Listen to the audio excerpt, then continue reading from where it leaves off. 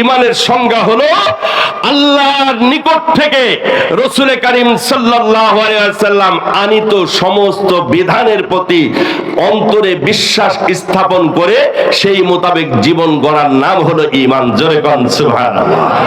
আমার ভাইয়েরা, আপনারা জানেন জনাবে রাসূল করিম সাল্লাল্লাহু আলাইহি ওয়াসাল্লামকে এক সময় আবু লাহাব, আবু জেহেল, উতবা, সাইবা আল আমিন উপাধি দিয়েছিল। ওই আবু লাহাব, আবু জেহেল, উতবা, সাইবা, ওলীদ ইবনে মুগীরা যারা বিশ্ব নবী রাসূল করিম সাল্লাল্লাহু আলাইহি ওয়াসাল্লামকে ভালোবাসতো। কেমন ভালোবাসা!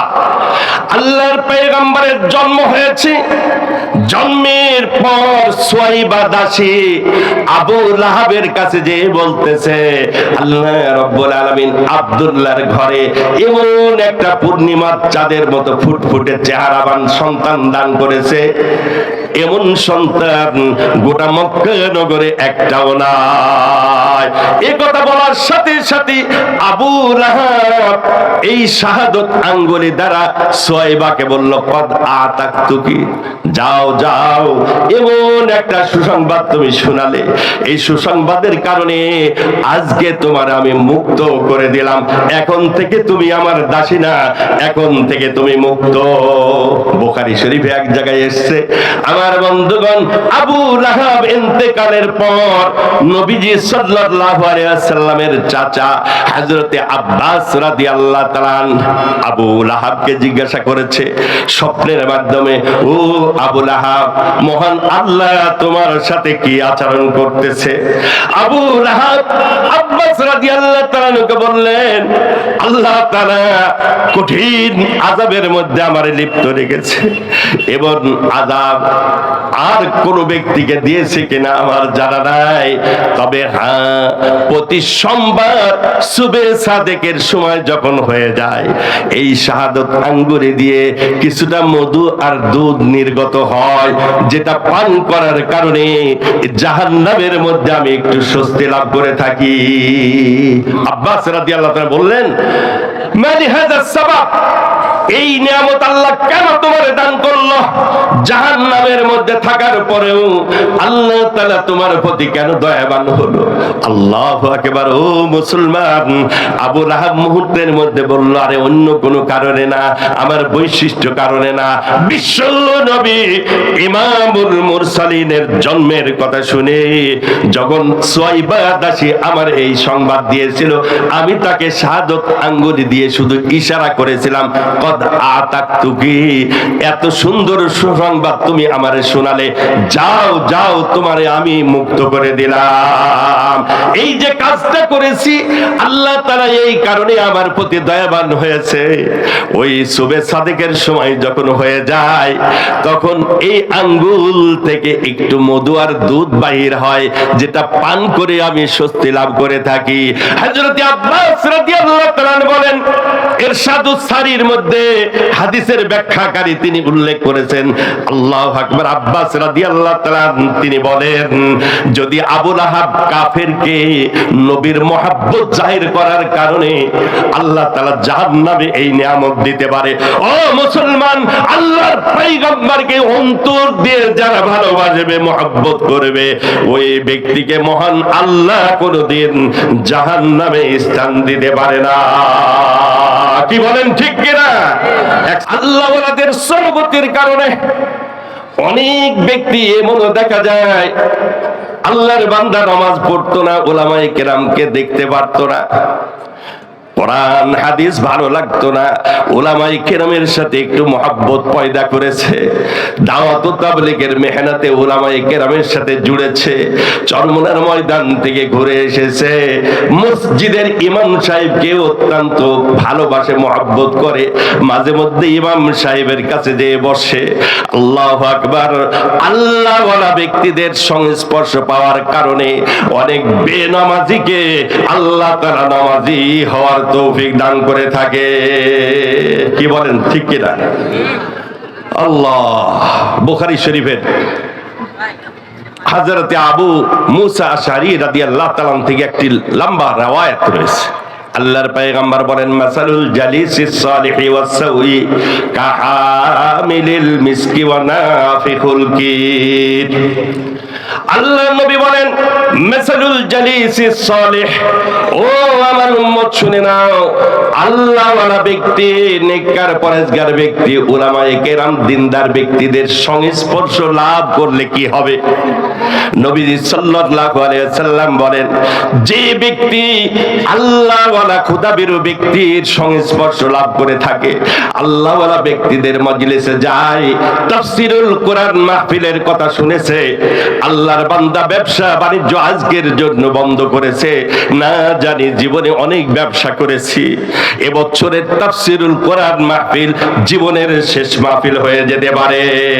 কি বলেন, পারে কিনা? আগামী বছর আবারও এলাকাবাসীর উদ্যোগে আজিমুস শান তাফসীরুল কোরআন মাহফিল হবে। আমি আপনি থাকতে পারবো, এর গ্যারান্টি আছে? জোরে বলুন, আছে? আল্লাহ মুসাফির হার কুজা বাশত ওয়াতুন রায়াদ মিদারাত, মুসাফির হার কুজা বাশত ওয়াতুন রায়াদ মিদারাত, চুবুল বুলদার কফজ বাশত ওয়াতুন রায়াদ মিদারাত। আরে মুসাফির ব্যক্তি যেখানেই থাক না কেন, আপন বাড়ির কথা কিন্তু ভোলে না। এ যশোর থেকে, বাংলাদেশ থেকে অনেক ব্যক্তি চলে গেছে আমেরিকায়, চলে গেছে মালয়েশিয়ায়, চলে গেছে সৌদি আরব, প্রবাসী জীবন যাপন করে। আল্লাহু আকবার। প্রত্যহ রাত্রি বেলায় বাবা মার সাথে কথা বলে। একদিন যদি বাবার মোবাইল বন্ধ পায়, মায়ের মোবাইলটা বন্ধ, শত চেষ্টা করে যোগাযোগ করতে পারে না, সন্তানের চোখ দিয়ে ঝরঝর করে পানি ঝরতে থাকে। না জানি বাবা কোনো মুসিবতের মধ্যে পড়লো কিনা, আব্বার নম্বরে যোগাযোগ করে আব্বার সাথে কথা বলতে পারি না।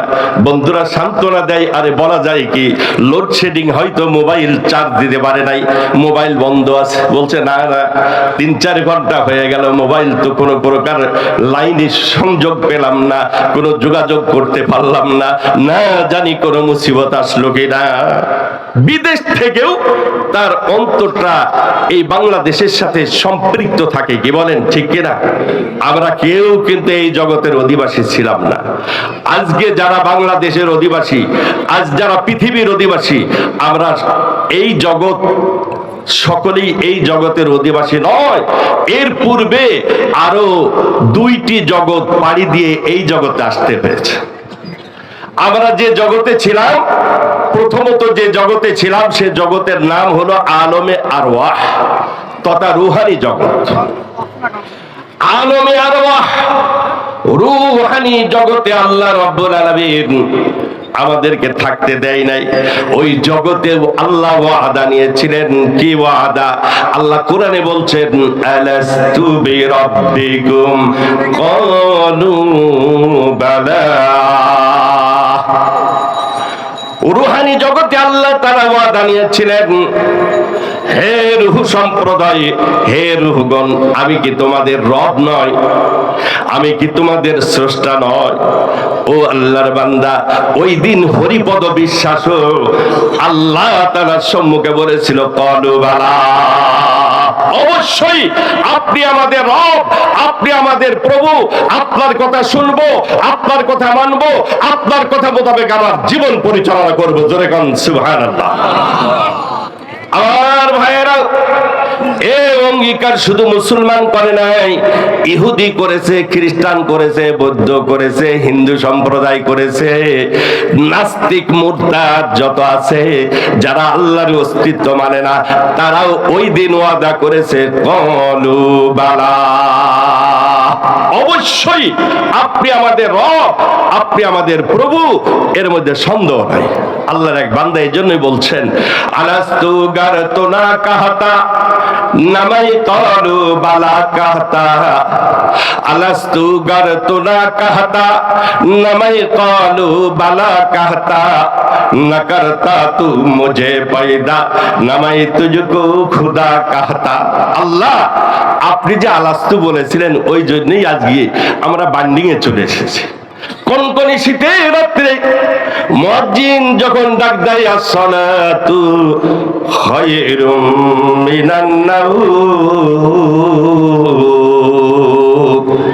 মুয়াজ্জিন যখন ডাক দেয় ঘুম হইতে নামাজ ভালো আর তোমরা ঘুমায়ো না, ঘুম হইতে নামাজ ভালো আর তোমরা ঘুমায়ো না, ঠিক মতে পড়িলে নামাজ বেহেশতে তোমার ঠিকানা, ঠিক মতে পড়িলে নামাজ বেহেশতে তোমার ঠিকানা।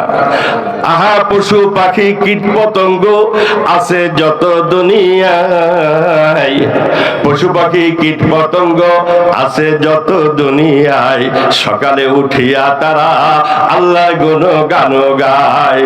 আমরা মানুষ হয়ে ঘুমিয়ে থাকা ঠিক তোমাদের হবে না, মানুষ হয়ে ঘুমিয়ে থাকা ঠিক তোমাদের হবে না, ঠিক মতে পড়িলে নামাজ বেহেশতে তোমার ঠিকানা। ও মুসলমান, মুয়াজ্জিন যখন ডাক দেয় আসসালাতু খায়রুম মিনান নাওম, ক্বালু বালা বলে প্রকৃত অন্তর দিয়ে যারা স্বীকৃতি দিয়েছিল ওই ব্যক্তি ঘরে বসে থাকতে পারে না, কনকনে শীতের রাত্রে লেপের মধ্যে থাকতে পারে না। ওই যে ডাক দিয়েছে ক্বালু বালা উত্তর দিয়েছে, এই কারণে মহান আল্লাহ তাআলা এমন চুম্বক তার অন্তরে আল্লাহ সেট করে দেয়, আল্লাহর বান্দা ওই ঘরে আর থাকতে পারে না, মুহূর্তের মধ্যে লেপ তোষক পরিহার করে কনকনে শীতের রাত্রে ঠান্ডা পানি দিয়ে ওযু করে আল্লাহর বান্দা মসজিদে চলে যায়। কি বলেন ঠিক কিনা? আমার বন্ধুগণ, এই জগতের অধিবাসী আমরা কেউ ছিলাম না। প্রথম যে জগতে ছিলাম সে জগতের নাম আলমে আরওয়াহ। দ্বিতীয় আর একটি জগৎ, ওই জগৎ থেকে আল্লাহ আমাদেরকে ট্রান্সফার করে, ওই জগৎ থেকে আল্লাহ রব্বুল আলামিন স্থানান্তর করে দ্বিতীয় আরেকটি জগতে এনেছিলেন, যে জগতের নাম আলমে আরহাম তথা মাতৃজগৎ। মাতৃজগৎ পাড়ি না দিয়ে পৃথিবীতে এসেছি এমন কোন ব্যক্তি বাংলার জমিনে নাই। কি বলেন, আছে কি? হ্যাঁ, এমন ব্যক্তি আল্লাহ দুনিয়ার বুকে রেখেছেন। সাইয়্যিদুনা আদম আলাইহিস নবী সালাতু ওয়াস সালাম, মা হাওয়া আলাইহিস সালাতু ওয়াস সালাম মাতৃগর্ভ ছাড়াই আল্লাহ তাদেরকে সৃষ্টি করেছেন। আল্লাহ তাআলা দেখাইছেন, বান্দা আমি আল্লাহ ইচ্ছা করলে মা বাবার সংমিশ্রণ ছাড়া, মা বাবার সাথে সম্পৃক্ত হওয়া ছাড়া আমি আল্লাহ ডাইরেক্ট দুনিয়ার বুকে মানুষ পয়দা করতে পারি। কি বলেন, পারে কিনা? জোরে বলেন, পারে? আমার বন্ধুগণ, ওই আলমে আরহাম মাতৃ জগতেও আল্লাহ আমাদেরকে রাখেন নাই। ওই জগতে সাময়িক আমরা ছিলাম 10 দিন, 9 মাস, 8.5 মাস, 6.5 মাসেও সন্তান ডেলিভারি হতে পারে। ফিকহের কিতাবের মধ্যে এই জাতীয় এসেছে। ঊর্ধ্বে 2.5 বছরও থাকতে পারে। ইমামে যাহহাক, নাম হলো যাহহাক, জিহকুর মানে হাসি, উনার জন্মই হয়েছে হাসতে হাসতে, মানে জন্মগ্রহণ করেছে। হ্যাঁ, মানে যখনই জন্মগ্রহণ করেছে তখন দেখা গেছে দাঁত উঠে গেছে। মাতৃগর্ভে দাঁত উঠে যাওয়া মানে কি? আমার বন্ধুগণ দেখেন না, অনেকের জন্ম হয়েছে রমজান মাসে, নাম রেখেছে রমজান আলী। বলছে ভাইজান নাম রমজান আলী কেন? বলছে জন্মটা হয়েছিল রমজান মাসে, নাম জন্মগ্রহণ করেছে ফজরের টাইমে, নাম রেখে দিয়েছে ফজর আলী। যখন কেউ জন্মগ্রহণ করেছে জোহরের টাইমে, নাম হলো জহুর আলী। আমার এক মাহফিল ছিল নীলফামারীতে, তো মাহফিলের সভাপতি ওনার নাম হলো ফজর আলী। আমি বললাম ভাইজান নাম আপনার ফজর আলী হলো, আর নাম পেলেন না? বলছে হুজুর বাবা মা শখ করে রেখেছে, ফজরের আজানের টাইমেই আমার জন্মটা হয়েছিল, এজন্যই নাম রেখেছে ফজর আলী। পাশে আর এক ব্যক্তি বলছে হুজুর আমার অবস্থাও তো তাই। তাই বললাম আপনার অবস্থা তাই মানে? বলছে আমার জন্ম হয়েছিল জোহরের সময়, বাবা মা নাম রেখেছে জহুর আলী। এমনও ব্যক্তি আছে। আমার বন্ধুগণ নাম যাই রাখি না কেন ইসলামিক নাম রাখতে হবে, আজে বাজে নাম রাখা যাবে না। সেন্টু মিন্টু লালটু বল্টু অনেকে নাম রাখে এই জাতীয়। আল্লাহ হেদায়েত নসিব করুক, সহি ইসলামিক কায়দায় জীবন পরিচালনা করার তৌফিক দান করুক, জোরে বলুন আমিন। আমি যে কথা বলতেছিলাম, আলমে আরহাম দ্বিতীয় জগতে আল্লাহ বেশি দিন রাখেন নাই। ওই জগৎ পরিহার করে আর একটি জগতে এসেছি, যে জগতের নাম আলমে দুনিয়া। এই পৃথিবী নামক এই জগৎ, এই জগতেও চিরজীবন কেউ থাকতে পারে নাই, থাকতে পারবেও না। কি বলেন পারবে? জোরে বলুন পারবে। মौत जिस दिन आ गई दुनिया की दौलत क्या हुई, मौत जिस दिन आ गई दुनिया की दौलत क्या हुई, रूह तन से उठ गई मुर्दा की हालत क्या हुई। আরে যত বড় কোটিপতি হও না কেন, যত সম্পদশালী হও না কেন, আরে সারা ওয়ার্ল্ডের প্রেসিডেন্ট ছিল 4 জন ব্যক্তি, কেউ চিরজীবন থাকতে পারে নাই। সারা ওয়ার্ল্ডের প্রেসিডেন্ট 4 জনের মধ্যে 2 জন হলো কাফের, একজন হলো বুখতে নাসর, আর একজন হলো নামরুদ, আর 2 জন হলো মুমিন। তার মধ্যে একজন হলেন আল্লাহর পয়গম্বর সুলাইমান আলাইহিস সালাতু ওয়াস সালাম। আর চতুর্থ নম্বর আরেক ব্যক্তি রজুলে সলে, আল্লাহর একজন বিশেষ ওলি, নাম তার কোরআনুল ভাষায়, কোরআনুল কারীমের ভাষায় ওয়ায়াসআলুনাকা আন যিল করনাইন, যুলকরনাইন বাদশা, যাকে সেকেন্দার বাদশা বলে আমরা জানি। সারা ওয়ার্ল্ডের প্রেসিডেন্ট আয়ে থে जो सिकंदर दुनिया से ले गया किया, हाथ दोनों थे खाली बाहर कफन से निकला।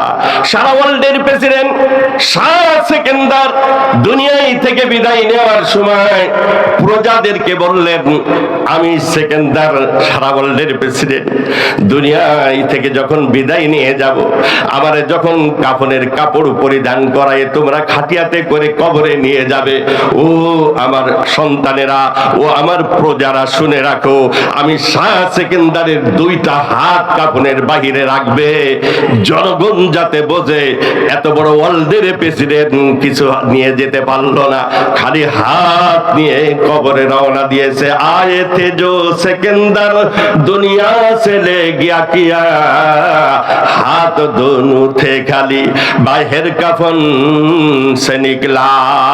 সারা ওয়ার্ল্ডের প্রেসিডেন্ট সেকেন্দার দুনিয়া থেকে খালি হাত নিয়ে কবরে চলে গেছে।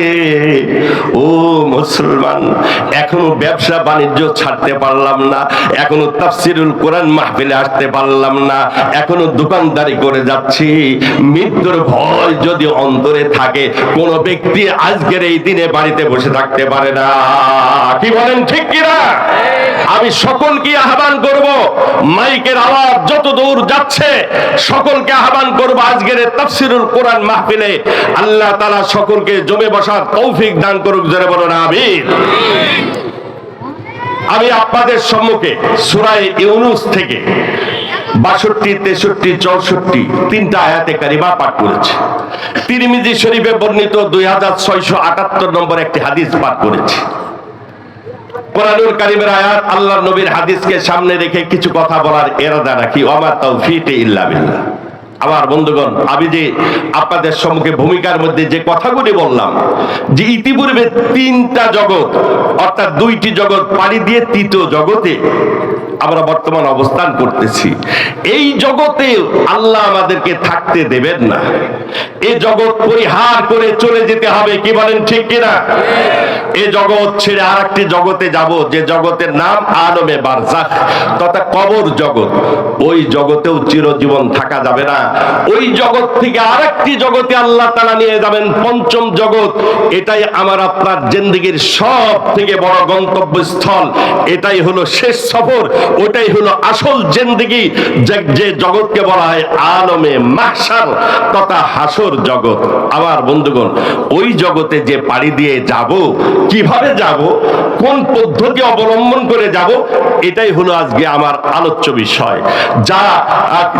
যে কথাগুলি কোরআনুল কারীম এবং হাদিস থেকে পেশ করার ইরাদা করেছি, আল্লাহ তাআলা আমাকে আপনাদের সকলকেই সেই কথা মোতাবেক আমল করে সেই আলমে মাহশার নামক জগতে আল্লাহ তাআলার সাথে সাক্ষাৎ করার তৌফিক আল্লাহ সকলকে দান করুক। যারা বলুন আমিন। আমি যে আয়াতে কারিমা তেলাওয়াত করেছি, আয়াতের মধ্যে মহান আল্লাহ তাআলা ইরশাদ করেন, আলা ইন্না আউলিয়া আল্লাহি লা খাউফুন আলাইহিম ওয়া লা হুম ইয়াহজানুন। আমার বন্ধুগণ, এক দেশ থেকে অপর দেশে মানুষ যখন গমন করতে চায়, অপর দেশে যাওয়ার ইচ্ছা করে, চিন্তা করে ওই দেশে যাব, আমার নিরাপত্তার ব্যবস্থা কি আছে, ওখানে আমার বন্ধু বান্ধব আছে কিনা, একটু যোগাযোগ করে দেখে, পরিচিত কোনো ব্যক্তি থাকলে তার একটু সহযোগিতা গ্রহণ করে, যাতে ওখানে যে নিরাপদে বসবাস করতে পারে। কি বলেন ঠিক কিনা? মালয়েশিয়ায় কোনো একটা ছেলে যদি চাকরি নেয়, তবে দেখি যশোরের কোন ব্যক্তি, বাংলাদেশি কোন ব্যক্তি মালয়েশিয়া আছে কিনা, কারো কোন ব্যক্তির সাথে সম্পর্ক আছে কিনা, যেখানে যে একটু আশ্রয় গ্রহণ করবে, নিরাপদে থাকতে পারবে, এমন একটা চিন্তা চেতনা থাকে। ও মুসলমান, আলমে দুনিয়া থেকে আলমে মাহশারে যেতে চাচ্ছি, ওই জগতের সাথে আমার জানা শোনা নাই, কোন পদ্ধতি অবলম্বন করে গেলে মালিক আমার প্রতি দয়াবান হবে, মহান আল্লাহ আমার জন্য জান্নাতের ফয়সালা করবে, এমন একটা চিন্তা চেতনা প্রত্যেকের ভিতরে থাকা উচিত। কি বলেন ঠিক কিনা? ওই জগতে যাব যে জগতের সাথে আমার কোনো সম্পর্ক নাই, ওই জগতে আমার কোনো বন্ধু বান্ধব নাই, ওই জগতে আলমে মাহশার নামক জগতে আমার কোনো স্থায়ী ঘর বাড়ির ব্যবস্থা নাই। ওখানে মহান আল্লাহ আমার জন্য স্থায়ী ঘর বাড়ি কেমনে ব্যবস্থা করবেন, ওখানে সুখময় জীবন কেমনে লাভ করা যাবে, এই নিয়েই আজকে আমার আলোচনা। মহান আল্লাহ তাআলা ইরশাদ করেন, আলা ইন্না আউলিয়া আল্লাহি লা খাউফুন আলাইহিম ওয়া লা হুম ইয়াহজানুন। আল্লাহ রাব্বুল আলামিন বলেন, ও পৃথিবীর মানুষেরা শুনে রাখো, সুনিশ্চিত আমার বন্ধু যারা হবে, যারা আমি আল্লাহর ওলি হবে, তার মানে আমি আল্লাহ তাআলার প্রিয় বান্দা হবে, আমি আল্লাহ তাআলার প্রিয় বান্দি হবে, যারা আমি আল্লাহর সাথে পরিপূর্ণ সম্পর্ক রাখতে চায়, আমি আল্লাহ তাআলার মাহবুব ব্যক্তি কারা, যারা আমি আল্লাহ রাব্বুল আলামিনের সাথে পরিপূর্ণ সম্পর্ক বজায় রেখে চলবে, আমার ওলিতে পরিণত হবে। লা খাউফুন আলাইহিম ওয়া লা হুম ইয়াহজানুন। আল্লাহ রাব্বুল আলামিন বলেন, ও পৃথিবীর মানুষ, ওই জগতে যে তাদের কোনো ভয় নাই, তাদের কোনো চিন্তাও নাই, আমি আল্লাহ তার সঙ্গী হয়ে যাব। জোরে কোন সুবহানাল্লাহ। আল্লাহ যার সঙ্গী হয়, ওই ব্যক্তির আর কোনো ভয় থাকে? জোরে বলুন, থাকে? শুধু বাড়ি গোপালগঞ্জ। ওরে সুবহানাল্লাহ। এই তো 2 বছর আগে যশোর শহরের মনিহারের ওখানে যে যানজট, ইতিমধ্যে এক মোটর সাইকেলওয়ালা এক রিক্সাওয়ালারে মেরে দিল। রিক্সাওয়ালারা যখনই মেরে দিয়েছে, রিক্সাওয়ালা রিক্সা থেকে নেমে হাতটা গোটায় মুহূর্তের মধ্যে 2-4 থাপ্পড় মোটর সাইকেলওয়ালারে। আমি তো হতভম্ব, বিষয়টা কি? আমিও মোটর সাইকেলে, আমি একটু হাইড্রোলিক ব্রেক করে দাঁড়ালাম, দেখি বিষয়টা কি। এক রিক্সাওয়ালা মোটর সাইকেলওয়ালারে পিটাচ্ছে। মোটর সাইকেলওয়ালা তো মেজাজ খারাপ করে ওর দিকে তাকাচ্ছে, বলছে, বেটা সিরিজ আমারে বাড়ি গোপালগঞ্জ, খবর করে দেব। বাড়ি গোপালগঞ্জ বলেছে, ওর তার মানে কলিজা শুকাই গেছে। ও মিয়া, সাবেক স্বৈরাচারী সরকারের বাড়ি ছিল গোপালগঞ্জ। ওই এলাকার একজন ভ্যান চালক, রিক্সা চালকের যদি এত পাওয়ার হতে পারে, আল্লাহর সাথে যার সম্পর্ক, ওই ব্যক্তির কোনো ভয় ভীতি থাকতে পারে? জোরে বলুন, পারে?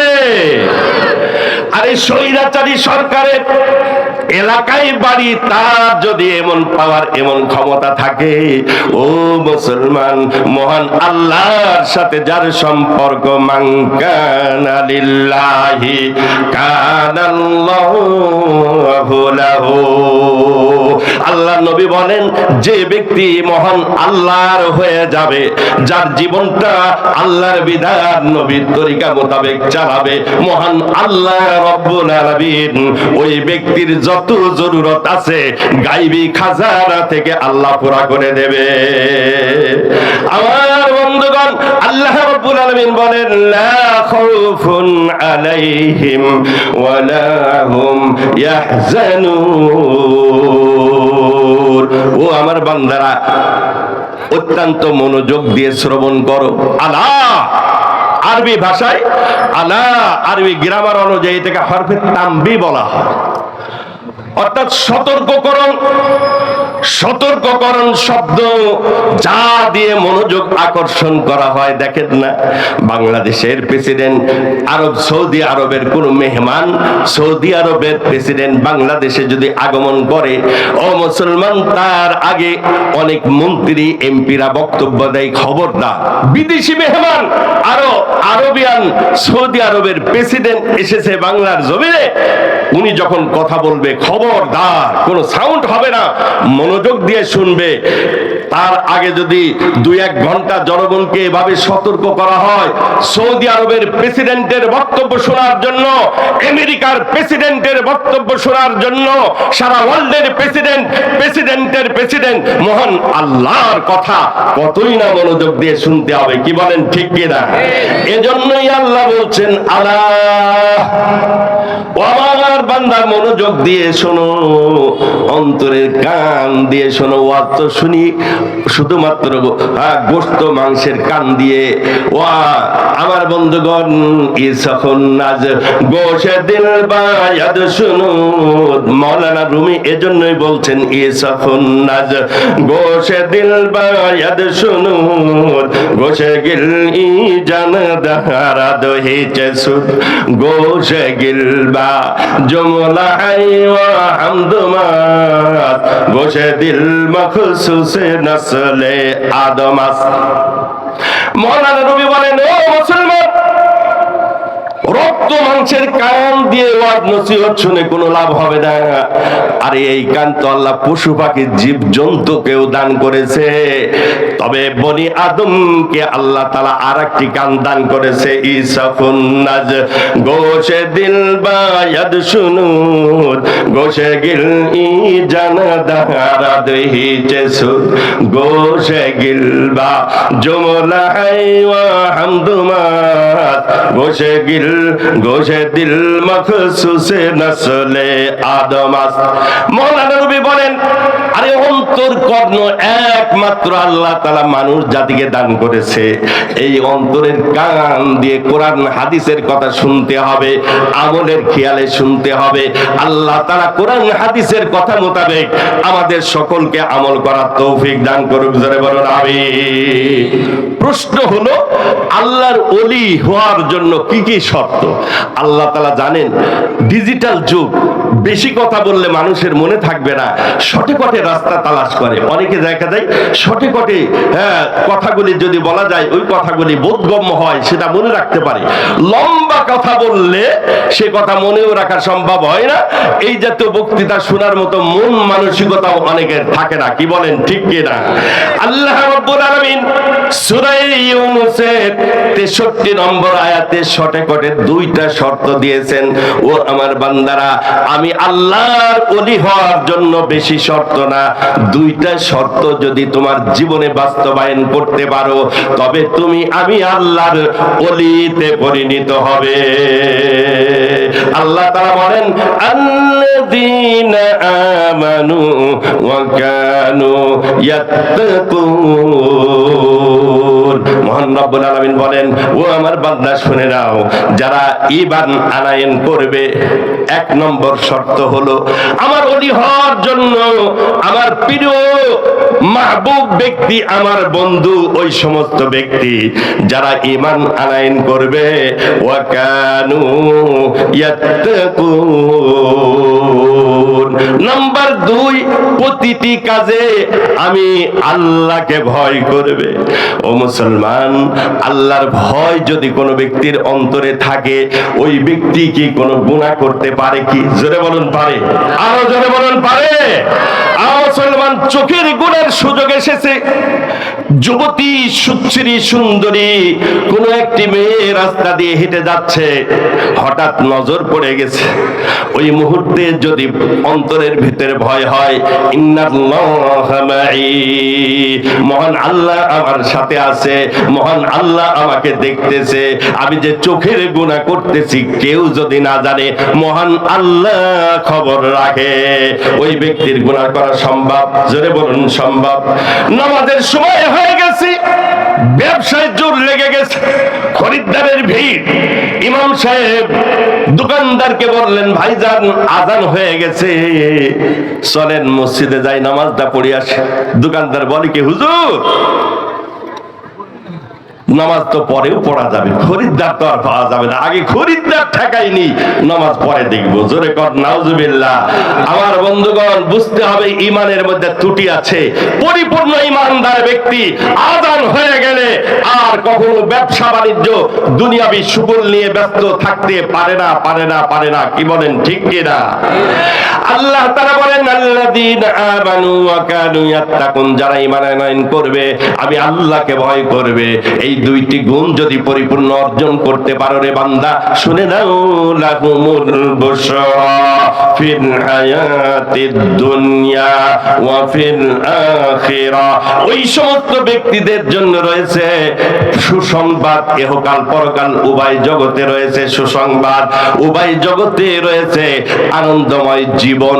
আমি আল্লাহ তাআলা ঘোষণা দিলাম, লাহুমুল বুশরা ফিল হায়াতিদ দুনিয়া ওয়া ফিল আখিরা, তাদের জন্য রয়েছে সুসংবাদ পার্থিব জিন্দেগিতে, আখিরাতে তাদের কোনো ভয়ভীতি নাই, তাদের জন্য চিন্তা নাই। আমি আল্লাহ তাদের জন্য এমন জীবন দান করব, মা লা আইনুন রাআত ওয়া লা উযুনুন সামিআত ওয়া লা খাতারা আলা কলবি বাশার। আল্লাহ নবী বলেন, এমন জীবন আল্লাহ তাআলা দান করবেন, এমন সুখময় জীবন দান করবে, যে জীবনের কথা, যে নিয়ামতের কথা মানুষ কোনদিন চোখে দেখে নাই, মানুষ কোনদিন কানে শোনে নাই, ওয়ালা খাতারা আলা কলবি বাশার, এমন নিয়ামতের কথা মানুষ কোনদিন অন্তরে কল্পনাও করে নাই। জোরে কোন সুবহানাল্লাহ। আমার বন্ধুগণ, আল্লাহ তাআলা বলেন, যালিকা হুয়াল ফাওজুল আযীম, ওই সমস্ত ব্যক্তিরাই বড় সফলতা অর্জন করবে, তাদের জন্য সফলতার জীবন আমি আল্লাহ রেখে দিয়েছি, মহা পুরস্কারে পুরস্কৃত হবে ওই সমস্ত ব্যক্তি। জোরে কোন সুবহানাল্লাহ। এ তো মোটামুটি তরজমা জানলাম। আমার বন্ধুগণ, ঈমান কাকে বলে? ঈমান শুধুমাত্র মৌখিক কালিমা পড়লেই মুমিন হওয়া যায় না। তাফসিরে বাইজাবির মধ্যে এসেছে, তাসদীকু বিমা জাআ বিহি রাসূলুল্লাহ সাল্লাল্লাহু আলাইহি ওয়াসাল্লাম মিন ইনদিল্লাহ। ঈমানের সংজ্ঞা হলো আল্লাহর নিকট থেকে রাসূল করিম সাল্লাল্লাহু আলাইহি ওয়াসাল্লাম আনিত সমস্ত বিধানের প্রতি অন্তরে বিশ্বাস স্থাপন করে সেই মোতাবেক জীবন গড়ার নাম হলো ঈমান। জোরে কোন সুবহানাল্লাহ। আমার ভাইয়েরা, আপনারা জানেন, জনাবে রাসূল করিম সাল্লাল্লাহু আলাইহি ওয়াসাল্লামকে এক সময় আবু লাহাব, আবু জেহেল, উতবা, সাইবা আল আমিন উপাধি দিয়েছিল। ওই আবু লাহাব, আবু জেহেল, উতবা, সাইবা, ওলীদ ইবনে মুগীরা, যারা বিশ্ব নবী রাসূল করিম সাল্লাল্লাহু আলাইহি ওয়াসাল্লামকে ভালোবাসতো। কেমন ভালোবাসা! আল্লাহর পয়গম্বরের জন্ম হয়েছে, জন্মের পর সুয়াইবা দাসী আবু লাহাবের কাছে যে বলতেছে, আল্লাহ রাব্বুল আলামিন আব্দুল্লাহর ঘরে এমন একটা পূর্ণিমার চাঁদের মতো ফুটফুটে চেহারাবান সন্তান দান করেছে, এমন সন্তান গোটা মক্কা নগরে একটাও নাই। এই কথা বলার সাথে সাথে আবু লাহাব এই শাহাদত আঙ্গুলি দ্বারা সুয়াইবাকে বলল, কদ আতাকতুকি, যাও যাও, এমন একটা সুসংবাদ তুমি শোনালে, এই সুসংবাদের কারণে আজকে তোমার আমি মুক্ত করে দিলাম, এখন থেকে তুমি আমার দাসী না, এখন থেকে তুমি মুক্ত। বুখারী শরীফে এক জায়গায় এসেছে, আমার বন্ধুগণ, আবু লাহাব ইন্তেকালের পর নবীজি সাল্লাল্লাহু আলাইহি ওয়াসাল্লামের চাচা হযরতে আব্বাস রাদিয়াল্লাহু তাআলা আবু লাহাবকে জিজ্ঞাসা করেছে স্বপ্নের মাধ্যমে, ও আবু লাহাব, মহান আল্লাহ তোমার সাথে কি আচরণ করতেছে? আবু লাহাব আব্বাস রাদিয়াল্লাহু তাআলাকে বললেন, আল্লাহ তাআলা কঠিন আযাবের মধ্যে আমারে লিপ্ত রেখেছে, এবং আযাব আর কোন ব্যক্তিকে দিয়েছে কিনা আমার জানা নাই, তবে হ্যাঁ, প্রতি সোমবার সুবে সাদেকের সময় যখন হয়ে যায়, এই শাহাদত আঙ্গুরে দিয়ে কিছুটা মধু আর দুধ নির্গত হয়, যেটা পান করার কারণে জাহান্নামের মধ্যে আমি একটু স্বস্তি লাভ করে থাকি। আব্বাস রাদিয়াল্লাহু তাআলা বললেন, মালি হাযা সাবাব, এই নিয়ামত আল্লাহ কেন তোমার দান করলো? জাহান্নামের মধ্যে থাকার পরেও আল্লাহ তাআলা তোমার প্রতি কেন দয়াবান হলো? আল্লাহু আকবার। ও মুসলমান, আবু লাহাব মুহূর্তের মধ্যে বলল, আরে অন্য কোনো কারণে না, আমার বৈশিষ্ট্য কারণে না, বিশ্ব নবী ইমামুল মুরসালিনের জন্মের কথা শুনে যখন সুয়াইবা দাসী আমার এই সংবাদ দিয়েছিল, আমি তাকে শাহাদত আঙ্গুলি দিয়ে শুধু ইশারা করেছিলাম, কদ আতাকতুকি, এত সুন্দর সুসংবাদ তুমি আমারে শোনালে, যাও যাও, তোমারে আমি মুক্ত করে দিলাম। এই যে কাজটা করেছি, আল্লাহ তাআলা এই কারণে আমার প্রতি দয়াবান হয়েছে। ওই সুবে সাদেকের সময় যখন হয়ে যায়, তখন এই আঙ্গুল থেকে একটু মধু আর দুধ বাহির হয়, যেটা পান করে আমি স্বস্তি লাভ করে থাকি। হযরত আব্বাস রাদিয়াল্লাহু তাআলা বলেন, ইরশাদুস সারির মধ্যে হাদিসের ব্যাখ্যাকারী তিনি উল্লেখ করেছেন, আল্লাহু আকবার, আব্বাস রাদিয়াল্লাহু তাআলা তিনি বলেন, যদি আবু লাহাব কাফেরকে নবীর মহব্বত জাহির করার কারণে আল্লাহ তাআলা জাহান্নামে এই নিয়ামত দিতে পারে, ও মুসলমান, আল্লাহর পয়গম্বরকে অন্তর দিয়ে যারা ভালোবাসবে, মহব্বত করবে, ওই ব্যক্তিকে মহান আল্লাহ কোনদিন জাহান্নামে স্থান দিতে পারে না। কি বলেন, ঠিক কিনা? এক সাহাবা এসে বললেন, ইয়া রাসূলুল্লাহ, মাতা সাআ, বুখারীর riwayat, মাতা সাআ ইয়া রাসূলুল্লাহ, ইয়া রাসূলুল্লাহ, কিয়ামত কবে হবে? আল্লাহর নবী বললেন, মা আদাত্তা লাহা, ও আমার সাহাবা, কিয়ামতের জন্য তুমি কি প্রস্তুতি গ্রহণ করেছো? সাহাবা বললেন, মা আদাত্তু লাহা ইল্লা আন্নী উহিব্বুল্লাহ ওয়া রাসূলা, ইয়া রাসূলুল্লাহ, তেমন বেশি ইবাদত বন্দেগী করতে পারি নাই, তত তাহাজ্জুদের নামাজ তেমন পড়তে পারি না, নফল দান সদকাও করতে পারি না, জিকির আজকার তাসবিহ তাহলিল কোরআন তেলাওয়াত বেশি করতে পারি না। ইয়া রাসূলুল্লাহ, মা আদাত্তু লাহা, কিয়ামতের জন্য তেমন প্রস্তুতি গ্রহণ করতে পারি নাই, ইল্লা আন্নী উহিব্বুল্লাহ ওয়া রাসূলা, তবে আমি আল্লাহ এবং আল্লাহর রাসূলকে সব থেকে বেশি ভালোবাসি। আল্লাহু আকবার।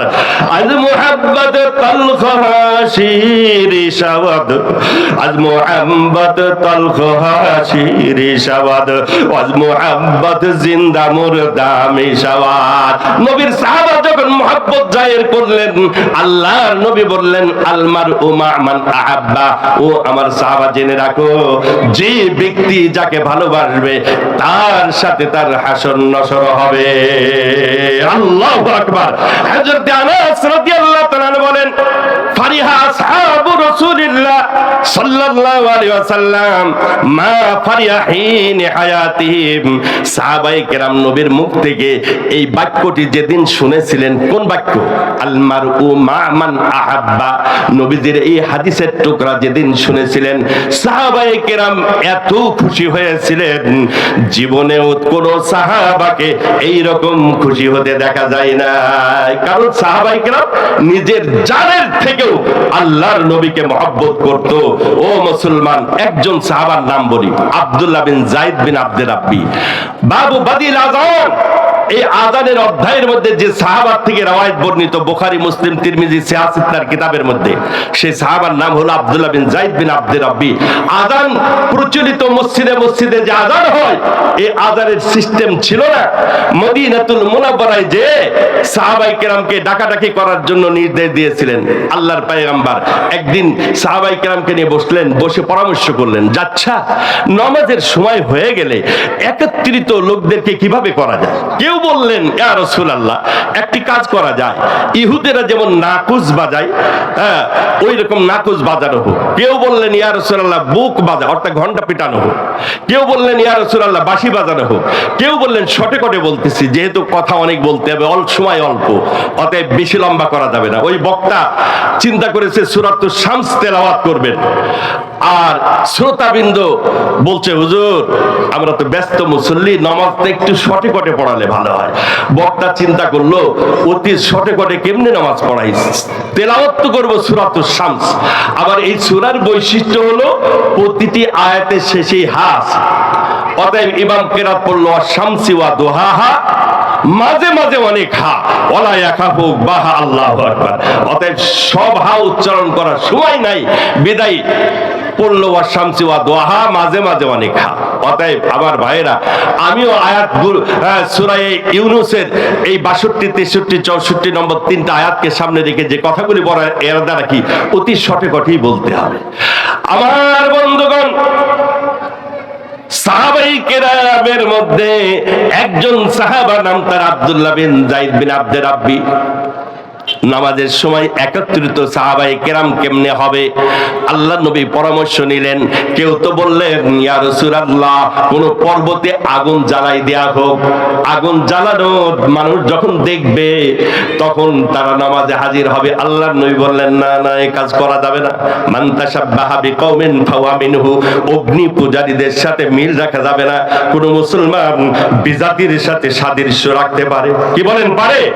মুসলমান শুধু মামুনুল হক সাহেব ভাস্কর্যের বিরুদ্ধে বক্তব্য রেখেছে, ভাস্কর্য ইসলামিক আদর্শ হতে পারে না, এটা একটা শিরকি কার্যকলাপ। এই বক্তব্যের কারণে যদি মামুনুল হককে জেলখানায় আবদ্ধ করা হয়, শত শত উলামায়ে কেরামকে আইনা ঘরে আবদ্ধ করতে হয়, এই সমস্ত কর্মকাণ্ড যারা ঘটায়ছে তারা উলামায়ে কেরামের কখনো বন্ধু হতে পারে? জোরে বলেন, পারে? মুসলমান উলামায়ে কেরামকে ভালোবাসে, ইসলামকে ভালোবাসে, মুখে বলে ইসলামকে ভালোবাসে, আর উলামায়ে কেরামকে আয়না ঘরে যারা বন্দী করেছে, এরা ইসলামের দুশমন, আল্লাহর দুশমন, গোটা মুসলিম উম্মাহর দুশমন। কি বলেন, ঠিক কিনা?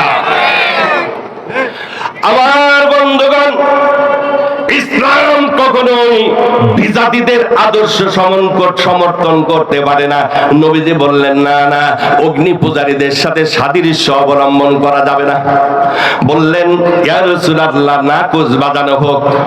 নাকুজ মানে ঘন্টা বাজানো হোক। নবীজি বললেন, না, এটা খ্রিস্টানদের অভ্যাস, এটা করা যাবে না। বললেন, ইয়া রাসূলুল্লাহ, বাঁশি বাজানো হোক। বুক শব্দ হাদিসে এসেছে, বাঁশি বাজানো হোক। বললেন, ইহুদি সম্প্রদায়ের সাথে মিল হবে, এটা করা যাবে না। আল্লাহর পয়গম্বর বেলাল হাবশিকে বললেন, ফাল ইউনাদি ইয়া বেলাল, ও বেলাল যাও, নামাজে রক্ত হয়ে গেলে এলাকায় এলাকায় চক্কর দেবে আর বলবে, আসসালাতু জামিআ, আসসালাতু জামিআ, নামাজের ওয়াক্ত হয়ে গেছে। আর এই আওয়াজ শুনে লোকেরা মসজিদে চলে আসবে, তবে একত্রিত জামাতে নামাজ পড়া সম্ভব হবে। আমার বন্ধুগণ, এই পদ্ধতি অবলম্বন করা হলো বেশি দিন না, কয়েকদিন, কিন্তু দেখা গেল বেলালে হাবশি সহ যারা এভাবে এলাকায় এলাকায় চক্কর দিচ্ছেন, দায়ী যারা আহ্বানকারী, ওনারাই পিছনে রয়ে গেছে, জামাত শুরু হয়ে যায়। আল্লাহর পয়গম্বর সাহাবায়ে কেরাম পেরেশান। ওই অবস্থায় নবীর সাহাবা আব্দুল্লাহ বিন যায়েদ বিন আব্দে রাব্বি স্বপ্নে দেখলেন এক ব্যক্তি সাদা পোশাক পরিহিত অবস্থায় তিনি একটা ঘন্টা হাতে করে যাচ্ছেন। স্বপ্নে দেখলেন, বললেন, ইয়া আব্দুল্লাহ তাআলা, ও আল্লাহর বান্দা, আমার কাছে আসো, তোমার ঘন্টাটা আমার কাছে বিক্রয় করবে কি? বলছে, ঘন্টা দিয়ে কি করবেন? বলছে, নামাজের ওয়াক্ত হয়ে গেলে ঘন্টা বাজাবো, লোকেরা একত্রিত হয়ে যাবে। উনি বললেন, না না, এর থেকে উত্তম আওয়াজ, উত্তম বাক্য শিক্ষা দিই। বুখারী সহ সমস্ত কিতাবের মধ্যে এসেছে, মুহূর্তের মধ্যে ওই উনি ছিলেন আল্লাহর পাঠানো ফেরেশতা। ওই দিন সর্বপ্রথম আব্দুল্লাহ বিন যায়েদ বিন আব্দে রাব্বিকে শেখানো হলো আল্লাহু আকবার, আল্লাহু আকবার। তাকবীরের ধ্বনি, আযানের বাক্যগুলি আব্দুল্লাহ বিন যায়েদ বিন আব্দে রাব্বি এই তালিম পাওয়ার পরে সুবহে সাদেকের আগেই নবীর দরবারে চলে আসলেন। এসে ঘটনা বললেন, ইয়া রাসূলুল্লাহ, এই রাত্রে আমি এই স্বপ্ন দেখেছি। নবীজি অত্যন্ত খুশি হলেন, বললেন, যাও যাও, ফালিউনাদি বেলাল, বেলালকে বলো, বেলাল যেন এই আযান, এই কালিমা দ্বারা আযান দিতে থাকে। আমার বন্ধুগণ, আযান শুরু হয়ে গেছে। ফাজ্জা উমর রাদিয়াল্লাহু তাআলা ইয়াজুরু সিয়াবাহু, ওমর রাদিয়াল্লাহু তাআলা লুঙ্গি পরার সময় পান নাই, লুঙ্গিটা ধরে উনি টানা হেঁচড়া করতে করতে নবীর দরবারে আসলেন। বললেন, ইয়া রাসূলুল্লাহ, ইন্নী রাআইতু মিসলা যালিক ফিল মানাম। ইয়া রাসূলুল্লাহ, এই জাতীয় স্বপ্ন আমি ওমর রাত্রি বেলায় দেখেছি। আল্লাহু আকবার। 20 জন সাহাবা একই স্বপ্ন দেখেছিলেন। আমার বলার উদ্দেশ্য আযানের কথা নয়, আমি যেটা বলতে চাচ্ছি, একজন সাহাবা দেখুন, আব্দুল্লাহ বিন যায়েদ বিন আব্দে রাব্বি নবীকে কত ভালোবাসতেন। উনি খেজুর গাছের মাথায় খেজুর পাড়তেছেন, আর একজন ব্যক্তি রাস্তা দিয়ে যাচ্ছে আর বলছে, কদ মাতান নবী সাল্লাল্লাহু আলাইহি ওয়াসাল্লাম, কদ মাতা রাসূলুল্লাহ সাল্লাল্লাহু আলাইহি ওয়াসাল্লাম। দো জাহানের সর্দার ইমামুল মুরসালিন উনি নাই, উনি বিদায় নিয়ে চলে গেছে, উনি ইন্তেকাল করেছে। আল্লাহু আকবার। আব্দুল্লাহ বিন যায়েদ বিন আব্দে রাব্বি খেজুর পাড়তেছেন খেজুর গাছের মাথায়, উনি খেজুর গাছের মাথায় অবস্থান করতেছেন। যখন আওয়াজ শুনলেন, বিশ্ব নবী ইমামুল মুরসালিন, দো জাহানের সর্দার, উনি নাই, বিদায় নিয়েছে। মুহূর্তের মধ্যে দুইটা হাত উপরে উঠালেন, রব্বুল আলামিন, মাবুদ গো, যে চক্ষু দিয়ে তোমার হাবিবকে আর দেখতে পারবো না, আল্লাহ, আমি আব্দুল্লাহ বিন যায়েদ বিন আব্দে রাব্বি তোমার কাছে দরখাস্ত করি, মাবুদ, ওই চক্ষু আর রাখতে চাচ্ছি না। আল্লাহ, তুমি আমারে অন্ধ বানায়ে দাও, যে চোখ দিয়ে বিশ্ব নবীরে দেখবো না, ওই চোখ রেখে লাভ নাই। আল্লাহু আকবার। নবীর প্রেম, নবীর ভালোবাসা, কেমন ভালোবাসা! আল্লাহু আকবার। ওই যে দোয়া করলেন, সঙ্গে সঙ্গে দোয়াটা কবুল হয়ে গেছে। আব্দুল্লাহ বিন যায়েদ বিন আব্দে রাব্বি মুহূর্তের মধ্যে অন্ধে পরিণত হয়েছিল। এর নাম হলো আশিকে রাসূল, আশিকুন নবী, নবীর ভালোবাসা। ও মুসলমান, কেমন ভালোবাসা! আমি আল্লাহর পয়গম্বরকে কেমন মহব্বত করি। তাসির রাসূলা ওয়া আনতা তুযহিরু হুব্বাহু হাদা আল-আমরি ফিল ফিআলে বাদিউ। আল্লাহর এক বান্দা বলেন, তুমি দাবি করো নবীর প্রেমের, আর নবীর সুন্নতের জবাই করো। দাবি করে নবীর আশিক, আর দাড়িগুলি চেঁচে, দাড়িতে খুঁত লাগাচ্ছি, দাড়ি চেঁচে সফান সফা হয়ে গেছে। ও মুসলমান, বিটা না বেটি চিনা মুশকিল। এটা বর্তমান বিজাতিদের আদর্শ।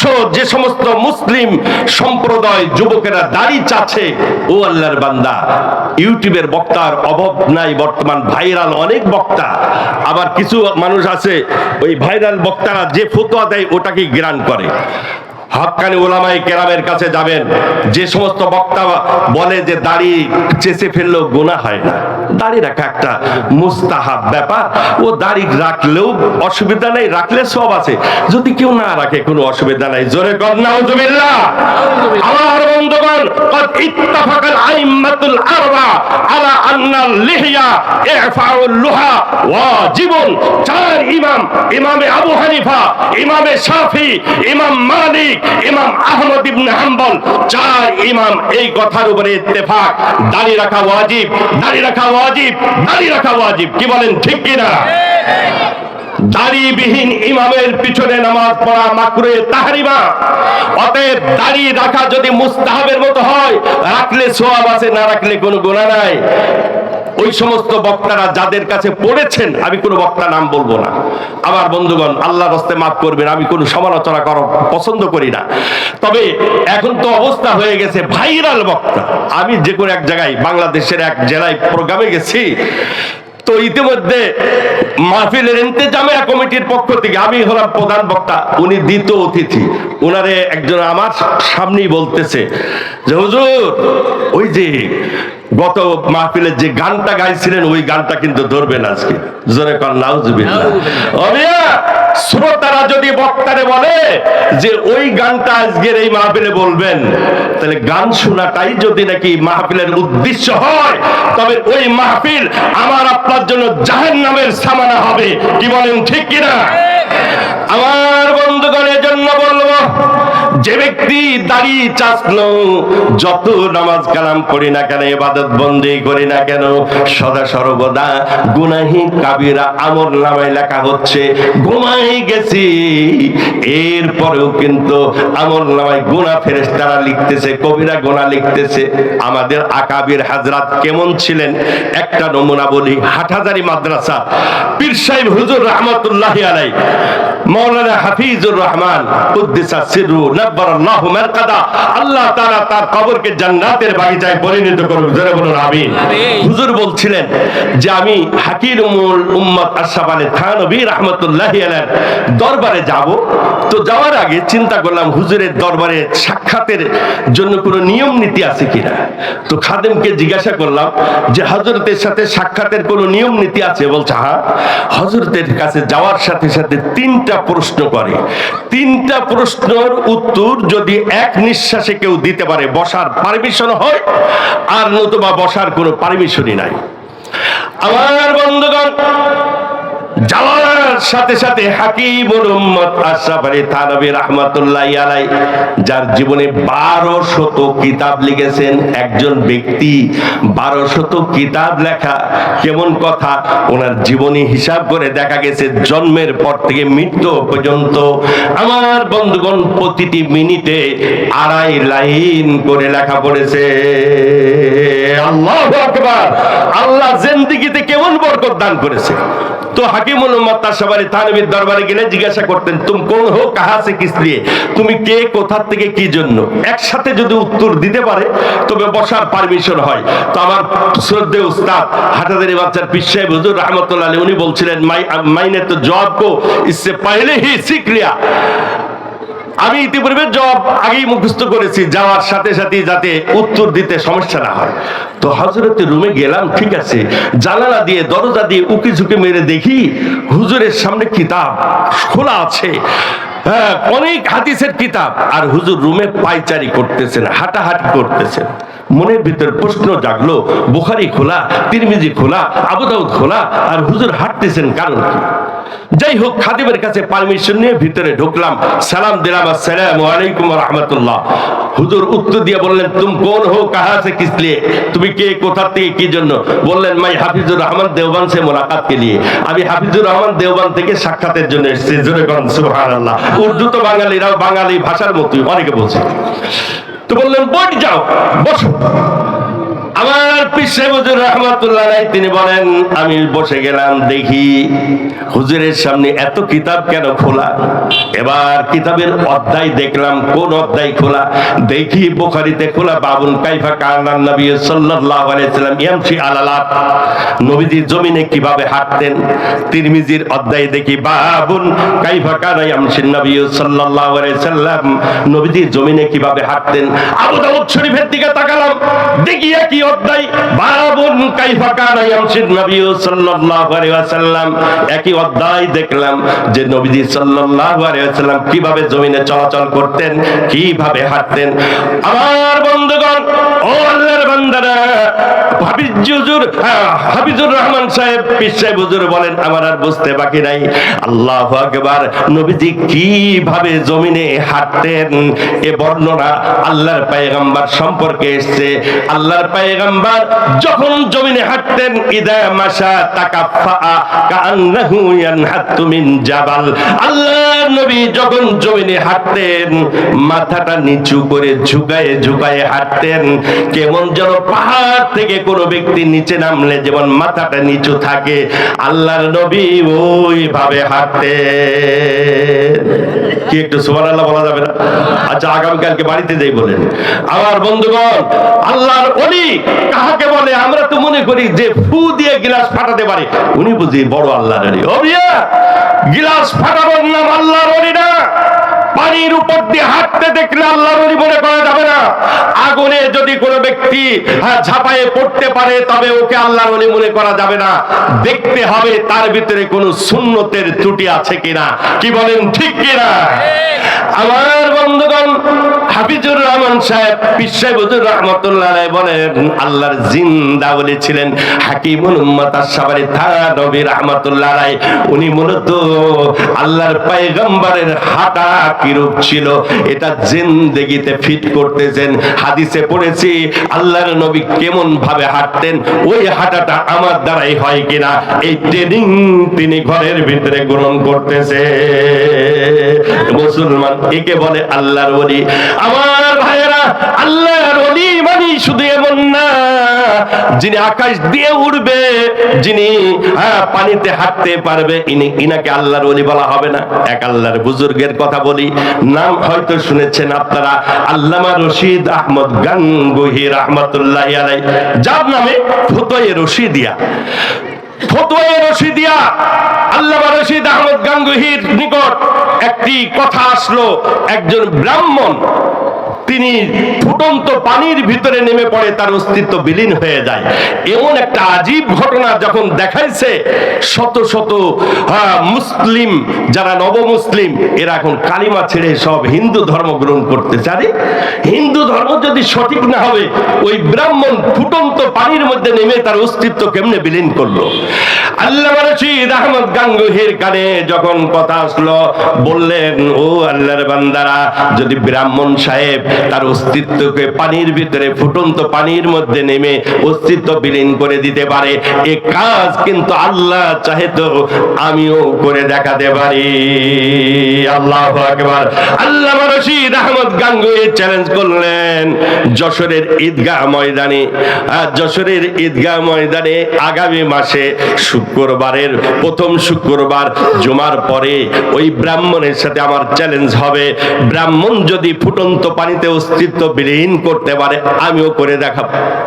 বাহাসের কথা যদি শোনে, আমার বন্ধুগণ, লোকের অভাব হয় না। কুষ্টিয়া দৌলতপুরে এক জায়গায় বাহাস ছিল, মানে আহলে হাদিস সম্প্রদায়ের সাথে হানাফিদের বাহাস। ওই বাহাসে উলামায়ে কেরামের সাথে আমাকে মানে মুতাকাল্লিম হিসাবে বক্তব্য দেওয়ার জন্য নেওয়া হয়েছিল কুষ্টিয়ার উলামায়ে কেরামের পক্ষ থেকে। তো যাই হোক, ওখানে হাদিসগুলি কি মানে খুলে খুলে সূরা ফাতিহার পরে আমিন জোরে বলা যাবে না, আমিন আস্তে বলতে হবে। আমাদের সপক্ষে দলিলগুলি পেশ করতেছিলাম, আর প্রতিটি মানে রেফারেন্স সহকারে দলিলগুলি দেওয়ার পরে ওদেরকে চ্যালেঞ্জ ছুড়ে দিয়েছিলাম। আমার বন্ধুগণ, তারা যদিও ময়দানে আশপাশে ছিল, মঞ্চে একজনও আসে নাই। অনেক অনেক ব্যক্তি আজ বিভ্রান্ত করে, ফাঁকা ফিল্ডে গোল দিয়ে উলামায়ে কেরামের চোখে ধুলি মেরে এক শ্রেণীর মানুষ বিভ্রান্ত করে যে সূরা ফাতিহা না পড়লে নামাজ হবে না।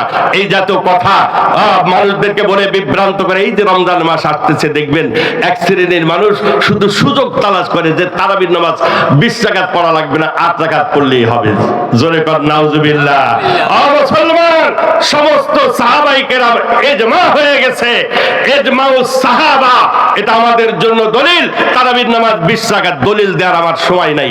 আমি যে কথা বলতেছিলাম, আল্লামা রশিদ আহমদ গাঙ্গুহি যেহেতু চ্যালেঞ্জ ছুড়েছেন, বাহাস হবে, ওই বাহাসে লক্ষ লক্ষ হিন্দু জমা হয়ে গেছে, লক্ষ লক্ষ মুসলমান জমা হয়েছে।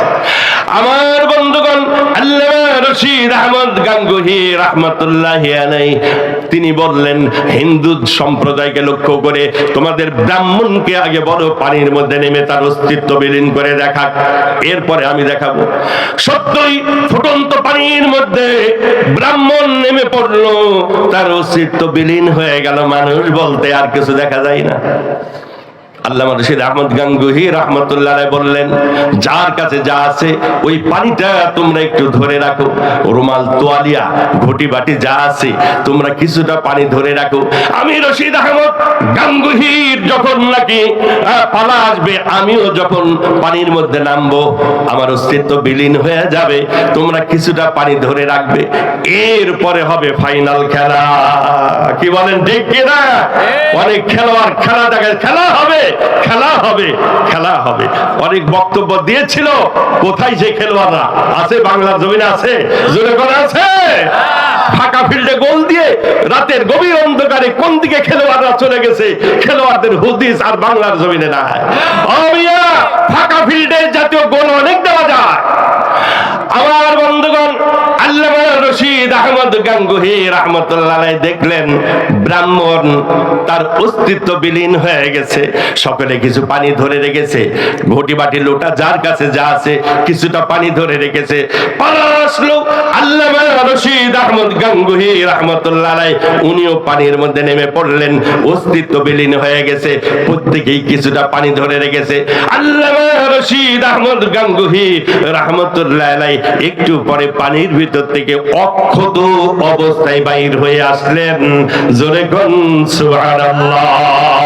কারামাতুল আউলিয়ায়ে হক, আল্লাহর ওলির কারামত বাস্তব। জোরে কোন সুবহানাল্লাহ। এই জাত অনেক কারামত আছে। হাটাজারি মাদ্রাসার সাবেক মুহতামিম আল্লামা আব্দুল ওয়াহাব সাহেব রাহমাতুল্লাহি আলাইহি এমন নুরানি চেহারাবান ব্যক্তি আমার জীবনে দ্বিতীয় আরেকজন দেখি নাই। সমস্ত চেহারা দিয়ে নূর চমকাতো। আল্লাহু আকবার। মসজিদে নববীর ইমাম সাহেব বাংলার জমিনে এসেছিলেন।